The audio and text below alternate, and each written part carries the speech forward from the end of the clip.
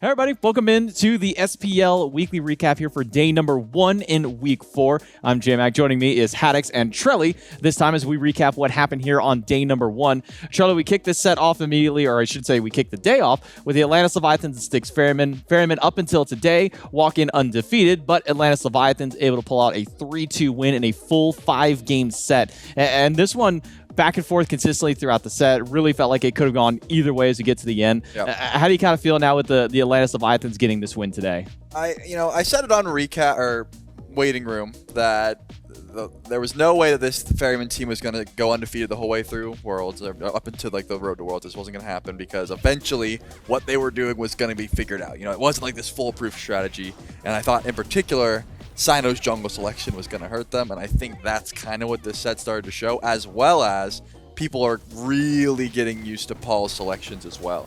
They're banning that Baba Yaga. It's not getting through, forcing him on the set, which hot and cold, but this time around wasn't that end-all be-all pick where he could just carry.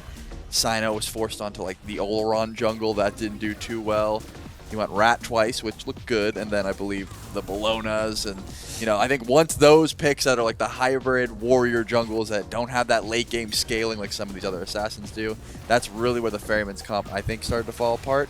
So I think this is a situation where the Leviathans kind of figured out how they wanted to play the game. They got adapting onto his hard carries. They got Shinto onto his hard carries. And despite the fact that it was extremely close, they really figured out their game plan for this one.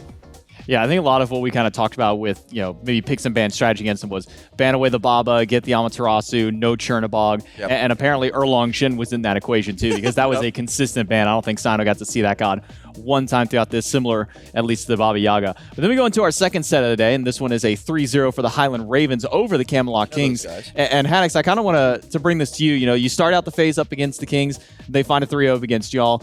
Now that you've gotten a win, how does it kind of feel not only getting this win over the Camelot Kings, but maybe for the trajectory of your team for the rest of the phase? Well, I've not been worried about our team's success at all since Steven has joined the team, honestly. I think we had 3 days of scrims before our first 2 sets where we were playing against Kings and Warriors. We literally had 3 scrims. Steven, completely cold, only played ranked. He was kicked, no competitive for like 2 months or something. And obviously we had to completely change our play style, and we have to adapt to having a new shot caller, winning duo and playing through duo, and having like a big leader in comms in different areas. So it was a lot to adjust to, and a lot of shaking off the rust too for Steven. Yeah, leading into those first 2 sets, I think after even the first game against Warriors, like game 3, we were confident we were going to win game 3, and then against the Kings, we were confident we were going to win that set. We almost won game 3 again, same thing as that. Leading into the next sets, I've been confident every single game that it's going to be easy. So I'm not surprised about today at all.